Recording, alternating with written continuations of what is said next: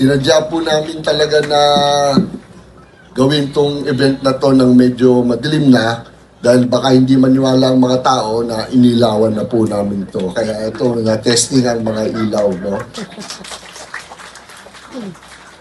This is, I was chatting with the governor and mayor kanina. Actually po, this is a model of what we want to do with the whole province of Ilocos Norte.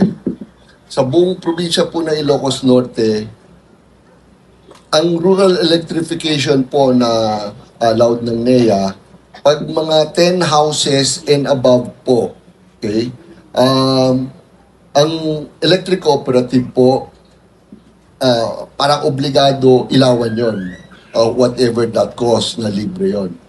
Anything that is lower than that, pinapabayad po namin ang mga gagamit ng kuryente. I don't want to call them MCOs yet kasi nga wala pa silang kuryente.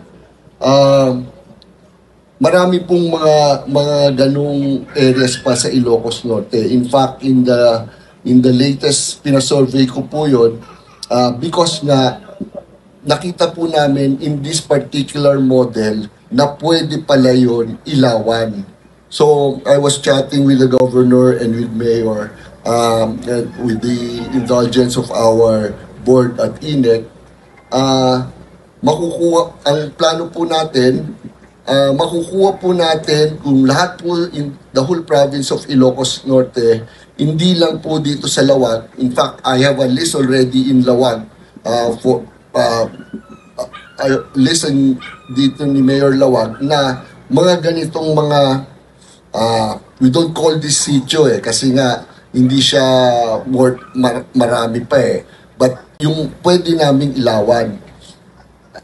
Ito pong ginawa natin ng INEC dito po, this cost us about 330,000, no? 7 poles if I'm not mistaken, and then yung mga wire po connecting, no?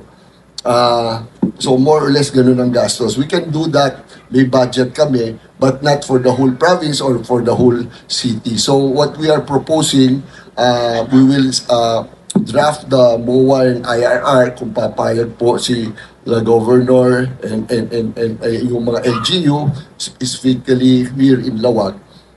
Hati po tayo doon sa cost, no. We will give you a list. Meron pong kwento nandito si Kapitan, I remember them